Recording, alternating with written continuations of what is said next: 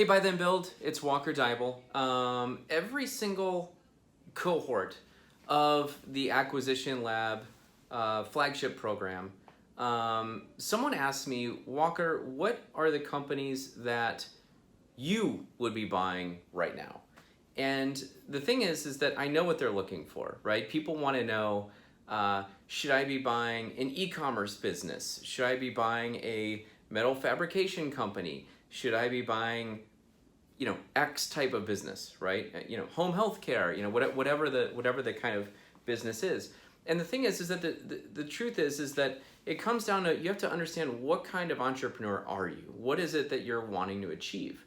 Some people, immediate and steady cash flow is the most important driver. Other people are a bit more ambitious and a bit more entrepreneurial and willing to, eat ramen noodles to grow the company for a while. In other words, reinvest money, take very little out in order to try to reach greater gains. So understanding what it is that you want out of the business is kind of the first question. But I want to share a concept that I have that has kind of really kept me going. But let me start with a story. So in 2014, I bought a distribution company in Missouri. And the thing with this company is that it had, it had, about $3.5 million in revenue. It had, between 100 and 200 existing customers. And, it was a distribution company, and it had a warehouse and suppliers and, all of the, knowledgeable staff, all the pieces. But the greatest opportunity that this business had was the fact that all of the customer ordering systems were incredibly outdated. And I mean by a lot, like maybe 20 years outdated, at least 15.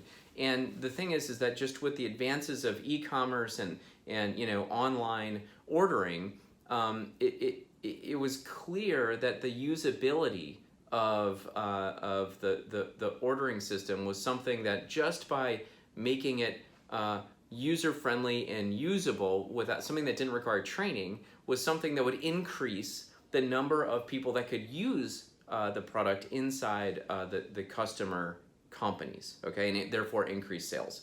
And so the thing was I bought the company, I used the cash flow of the business to build a proprietary e-commerce storefront, and rolled that out to existing customers and kind of went from there, okay?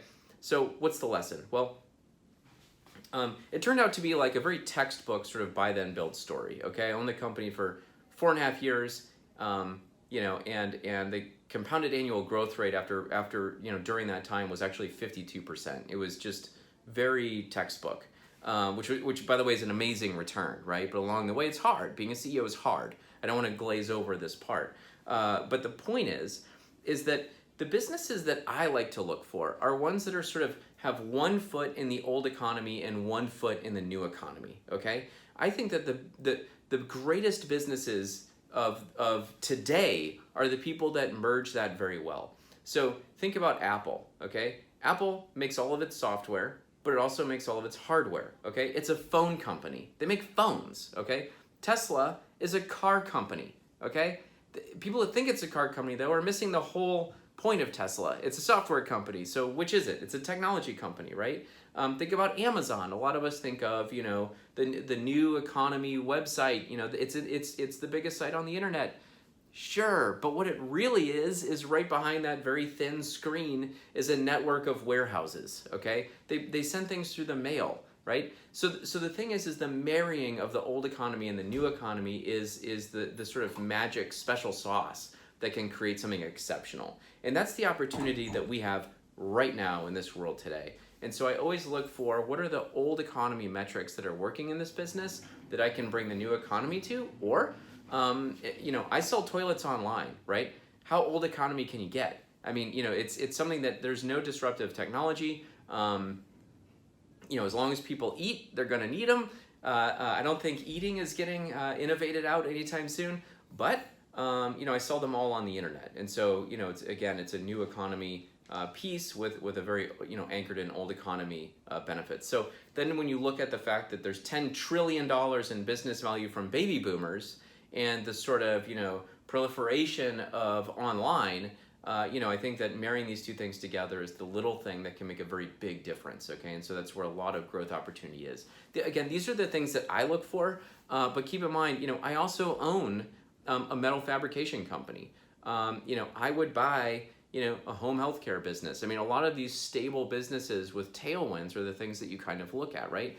But, never forget that it's all about you and what you bring to the table. That's the thing that most people miss when they're looking at businesses, right? But you are looking for good bones. The business will usually tell you what the growth opportunity is, and the growth opportunity might just be this is stable cash flow for you, right? In other words, increased margin of safety and less growth. You have to understand the different opportunity profiles and figure out which one is right for you and your goal, right? So, all that being said, the benefit of knowing what kind of entrepreneur you are and understanding the type of thing that you're looking for is the type of business that can help inform you of the type of company that you're looking for right now. Hey, I run the Acquisition Lab. It's a flagship program. It's expensive, but I've got the book. It's the cost of a book, and of course, there's plenty of free resources on buythenbuild.com. So for wherever you are in your journey, I hope to help you along, and thanks for being a part of it.